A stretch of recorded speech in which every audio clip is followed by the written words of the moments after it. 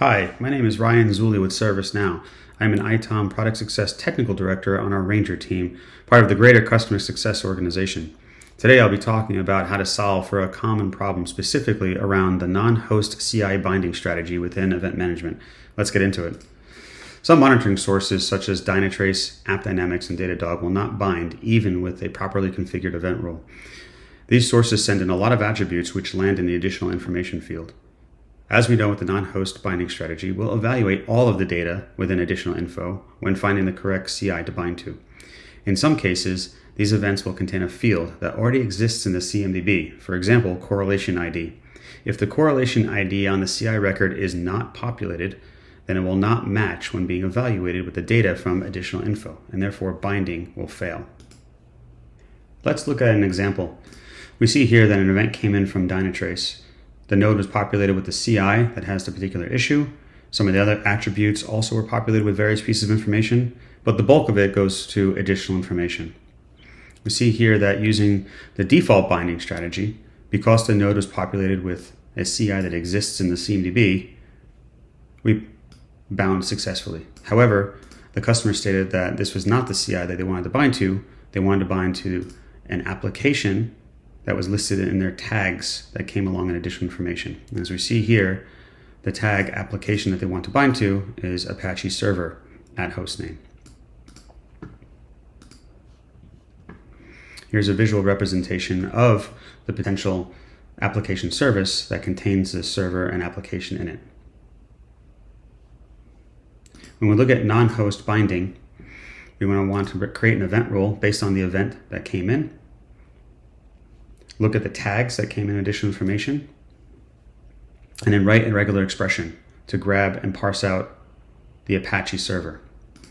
I use regex101.com.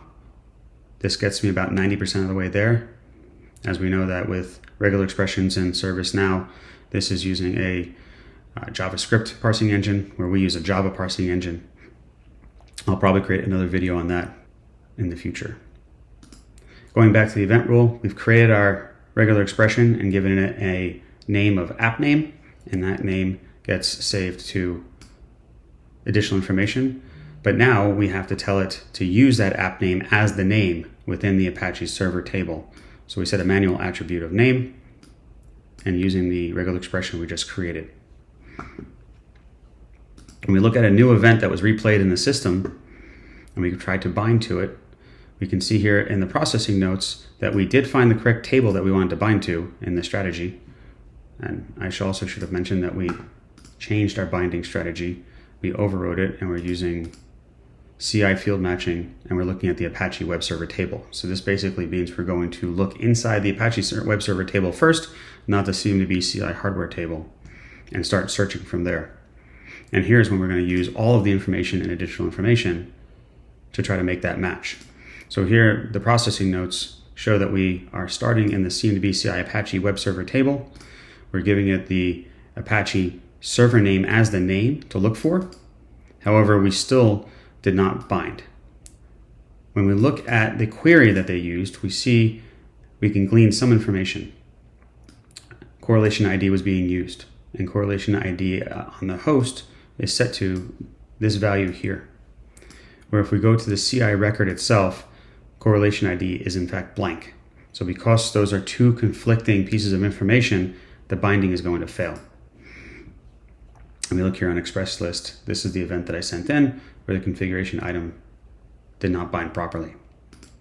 Now, to get past this, developers have given us a way to exclude certain pieces of information from additional information when being evaluated for binding. What we do here is add the exact same name of the field that we want to omit from the evaluation script and then leave the value blank. When we leave the value blank, this is basically saying we see correlation came in up here and now we want to negate it over here. When we send in the event again, now with the newly updated event rule, we can see here that it found my event rule that I wanted to run and binding was successful, and that the configuration item was in fact set to Apache server at hostname. And again, we can see here the two differences. The first one from the first event that we sent in, customer said this was wrong. They wanted it set to the Apache server, and here is the final fixed version after we've omitted correlation ID. Thank you very much for watching. If you have any questions, please don't hesitate to reach out. I also have a PowerPoint as a supplemental piece of information that can be viewed along with this video.